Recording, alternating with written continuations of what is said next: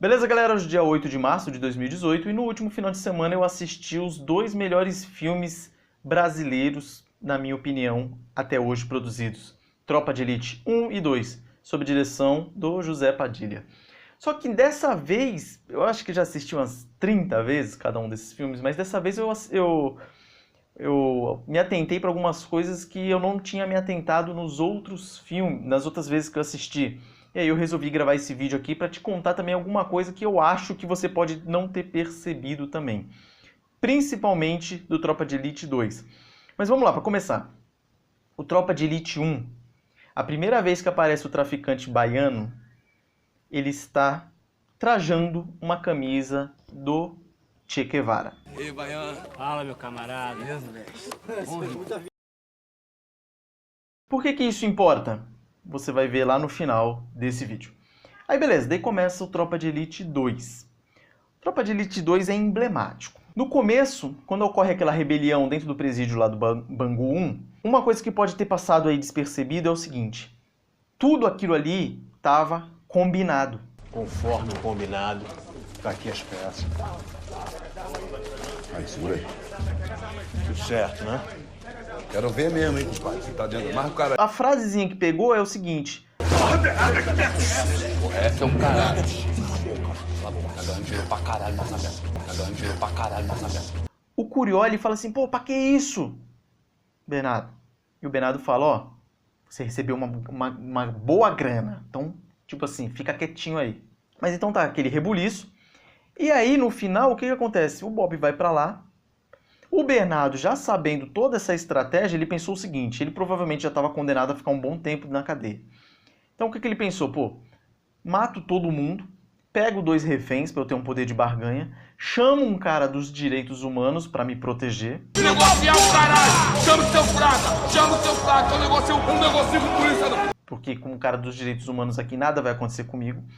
Esse cara vem, eu liberto os reféns, depois me entrego, devolvo a arma, deixo o cara dos direitos humanos ir embora, tranquilo, no máximo pego lá uma punição administrativa dentro do presídio, mas consegui o meu intento. Sou a facção dominante ali. Então tudo estava combinado. Aí eles ligam pro Fraga, que estava dando aula lá de história num curso, sei lá, parece que era um seminário, né, sobre direitos humanos. Ele chega lá. O Bob tá aí fora e vai entrar e vai matar todo mundo. Que se foda, nós mata a porra toda aqui também. Eles estão nem aí pra essas pessoas, Bernardo. Pensa, pô. Entra no presídio, libertam os 2 presos, e aí o Bop entra. Tá agora, vai sair um, sai o outro, o Fraga entrou. Tranquilo que ele tá comandando. André, peraí, André! Peraí, André! E aí o Bernardo vai e faz o Fraga de refém. André, peraí, André! Nessa que faz de refém, o André tá lá apontando pra ele, ó, devolve, entrega o refém, entrega o refém. Qual que é o detalhe? Na hora que eles entram, eles matam, o pessoal do Bop atira no pessoal que tá armado.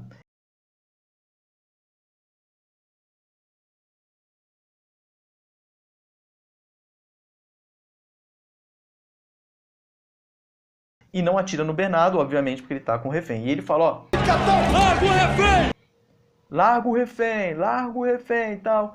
Aí ele ameaça tirar a arma, o Bernardo e o André vai lá e, pô, tá ele. Beleza, resolvido. Coloca todo mundo no chão, em 2 minutos resolveu o problema. Comandei. Até aí, legal.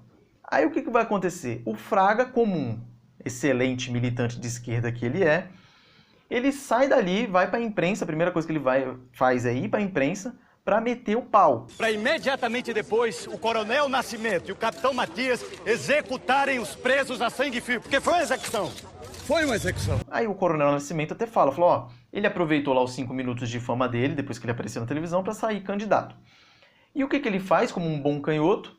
Em vez de agradecer porque o policial salvou ele, que tava com uma arma na cabeça, não, ele mete o pau no Bop. Porque foi uma execução. Foi uma execução. E ele fala o seguinte, falou assim, ó, o que o pessoal do Bop fez foi uma carnificina. Fez o que estão acostumados a fazer nas favelas, uma limpeza étnica. E às vezes o que está acostumado a fazer nas favelas do Rio de Janeiro, uma limpeza étnica, uma limpeza social. Pô, mas peraí. Não foi uma carnificina, como eu já acabei de falar. Na hora que o BOPE entrou, ele matou o pessoal que estava com armas na mão. Não chegou lá matando todos os presos. Então é um detalhe que às vezes passa despercebido. Ele mata quem está com as armas na mão. Nas favelas, igual ele fala, uma limpeza étnica. Opa, você matar um bandido que está com uma arma na mão é uma limpeza étnica? Só se for a limpeza da bandidagem. Então, ele fala isso aí. E uma coisa interessante que ele fala é o seguinte, falou, ó... O que não podemos admitir é que um representante do Estado seja mais violento do que aqueles que a gente acha que precisam estar presos por serem violentos. Isso aí é a maior balela. A pessoa só respeita o que ela teme. Então não adianta você combater pessoas que estão dispostas a matar e morrer com rosas. Você vai combater a altura. É força contra força. E para o Estado, as forças policiais prevalecerem, elas têm que ter mais força. Elas vão se utilizar da violência maior. Só assim para prevalecer contra a violência. E a violência dos criminosos. E é interessante o seguinte, a violência institucionalizada pelo Estado é uma coisa, a violência legal. A violência da bandidagem é outra. Então ele não fala em nenhum momento, dentro da rebelião ainda, que os presos tinham matado meio mundo, que tinha tacado fogo no cara, cozinhado o outro lá, matado meio mundo. Isso ele não fala, ele fala da violência dos policiais, e aí você já vê a incongruência que ele está. Outro erro que ele comete. Ter uma polícia cujo símbolo é uma caveira! Ter uma polícia cujo símbolo é a morte! Peraí. De novo, como um bom canhoto, ele fala sem conhecer. O símbolo do BOPE não significa morte. Ele é uma caveira com uma faca enfiada nela, que significa a vitória sobre a morte. A história desse símbolo, que também é utilizado pelo comandos no Exército, Comanf da Marinha, pelo comandos de operações especiais da PM de São Paulo, vários grupamentos militares, eles se utilizam desse símbolo da faca na caveira, que surgiu na Segunda Guerra Mundial, quando um grupamento de elite do Exército Britânico entrou num determinado local e via lá, como troféu que os alemães utilizavam, uma caveira, um crânio humano. E aí o militar do Exército Britânico vai lá e pega uma faca e enfia nessa cabeça, representando que a vida venceu a morte. Então, os cursos conhecidos como cursos faca na caveira são aqueles cursos que são exigidos ao máximo, tanto mentalmente quanto fisicamente, dos seus participantes. Tanto é que são cursos que geralmente formam poucas pessoas. Quando a primeira fase do curso acabou, sobraram 8 caras. Então ele já comete e dá essa escorregada de novo, falando que o símbolo da polícia representa a morte. Mas não é. É a vitória sobre a morte. Aí voltando um pouquinho, o professor de História Fraga, quando ele estava dando aula lá no começo do filme, ele fala que... Eu percebi que a população carcerária brasileira, ela dobra, em média, a cada 8 anos. Enquanto que a população brasileira, ela dobra a cada 50 anos. Se continuarmos com isso aqui, em 2081, a população brasileira será de 570 milhões. Ou seja, seus filhos, seus netos, seus bisnetos. Enquanto que a população carcerária brasileira será de 510 milhões. Mas não se preocupem, que essa situação aqui, ela melhora. Em 2083, todos os brasileiros vão estar morando aqui. Condomínio fechado como esse aqui. Bangu 1. Mais um dado totalmente falso que a esquerda gosta muito de utilizar. Essa proporção que ele fala lá, que a população brasileira dobra de tantos em quantos anos e a população carcerária de tantos em quantos anos, é uma lorota. Porque ele não vê que uma hora a população carcerária que dobra, ela vai, teoricamente, estancar. Não vai continuar na mesma proporção. Mesmo porque a quantidade de criminosos no Brasil é muito inferior à quantidade de gente honesta que mora aqui. Então, não vai seguir na mesma proporção. Então, mais uma lorota que ele conta. E aí ele fala o seguinte... É que prisão hoje é um lugar extremamente caro para tornar as pessoas piores. Eu concordo que a prisão é um local muito caro. Caro para quem? Para o contribuinte, porque você que está pagando para manter os presos lá. Seria um local mais barato se os presos pagassem pela estadia dele lá. E é isso que eu defendo. Na minha opinião, o preso tem que pagar pela estadia dele no presídio, ele tem que pagar pela comida dele lá, ele tem que pagar pelo colchão que ele dorme lá, ele tem que pagar tudo. Para mim tem que pagar o inquérito policial, tem que pagar o processo pelo qual ele foi processado, tem que pagar o honorário de juiz, promotor, defensor público, para mim tem que jogar tudo na conta do criminoso. Afinal, o Estado se moveu por causa dele, então nada mais justo do que ele arcar com isso aí.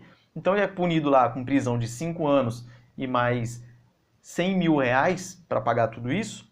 Ele tem que ser obrigado a trabalhar no presídio, tem que ser obrigado a trabalhar. Para receber salário? Não, para pagar tudo isso que eu falei. E no final da pena, ficou 5 anos preso lá, mas não pagou 100 mil conto, vai continuar preso até pagar, vai continuar trabalhando para o Estado até pagar a estadia dele. Simples assim. Ah, não tenho grana, vai continuar pagando. Ou se vira, fala para os familiares ou quem está fora da presídio se virar, arrumar dinheiro e pagar para poder sair. O crime só vai começar a diminuir a partir do momento que o crime para de compensar. Enquanto o crime está compensando, vai continuando. Depois o Fraga aparece sendo complacente com a situação do Rafael, filho do Coronel Nascimento. Toma, Júlio. Lê com atenção, sem pressa, e depois assine. O cara é pego lá com 100 gramas de maconha, só para você fazer um cálculo aí, 100 gramas de maconha dá para você enrolar mais ou menos 100 baseados aí, de 1 grama cada um. Então você vê a quantidade. Então foi preso lá o moleque, o Rafael, junto com a amiguinha dele lá. Então ele relativiza a situação. 100 gramas, barata. Tava comprando pro gabinete inteiro, meu filho? Discurso moralista. Barata, olha só. Agora. Chega em casa lá, como um bom canhoto, ele sempre vai querer colocar a culpa em alguém. Aliás, Júlio, você vai ter que mandar ela embora, né? Por que eu vou mandar Não ela podia embora? ter exposto o Rafa desse jeito. Ela assumiu o erro dela, Rosana. Não assumiu. O Rafa tá certo. Se tem um problema nessa história, não é ela, não. Então ele não fala em nenhum momento que aquilo que a conduta que o Rafael fez estava errado. Só no final ele dá uma migueladazinha, ele fala assim, não, tudo bem, estava errado, beleza, mas ele já se desculpou, pronto. Como se ele tivesse pedido desculpa, pronto, acabou.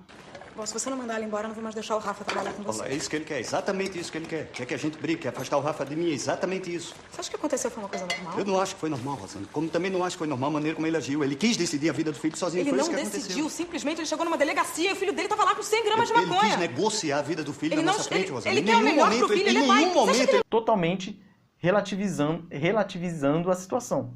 Aí um detalhe que pode você não ter percebido também, na hora que mostra o Fraga lá na casa dele, no fundo da cena tem um quadro do MST. O cara vivia enchendo a cabeça do meu filho de merda.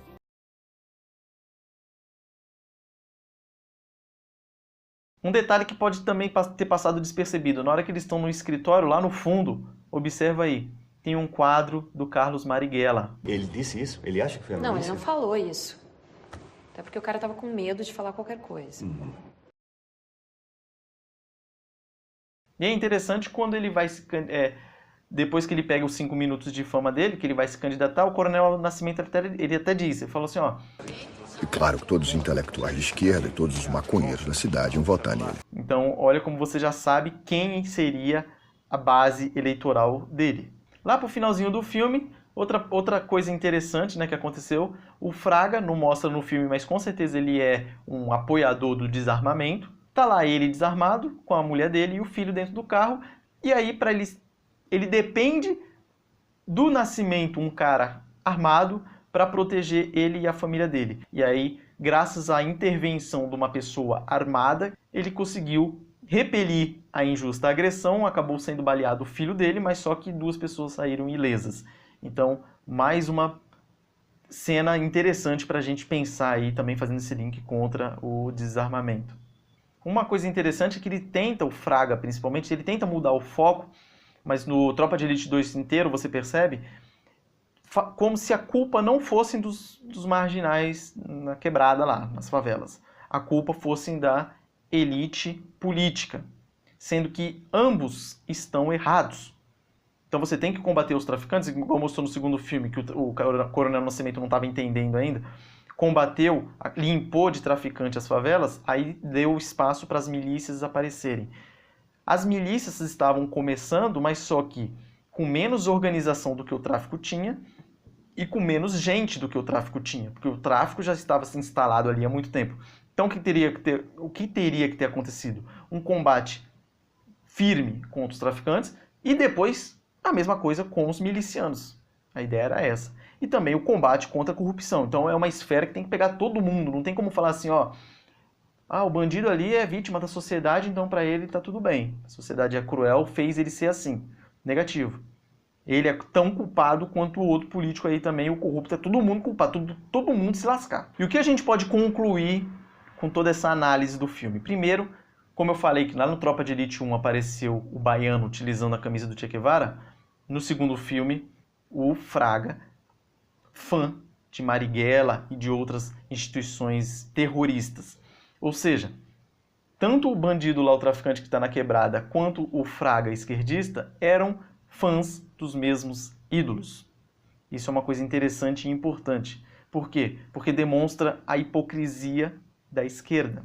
Tudo ali, o filme, como eu já falei, o filme termina como o Fraga sendo o suprassumo da honestidade, o cara descolado que conversa lá com o Rafa, o filho do Coronel Nascimento, que passa um pano, é um cara legal, deixa o moleque trabalhar de boa lá com ele no escritório, é um cara paz e amor e tudo mais.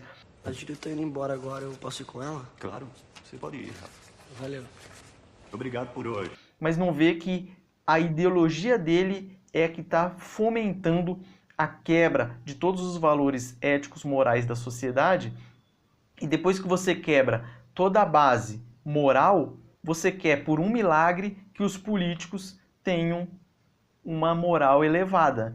Então você trabalhou para destruir a moralidade de um povo, e depois que você quer que um representante desse povo, que é o pessoal que está sendo eleito, que essa parte do pessoal, da população, seja por um milagre honesta.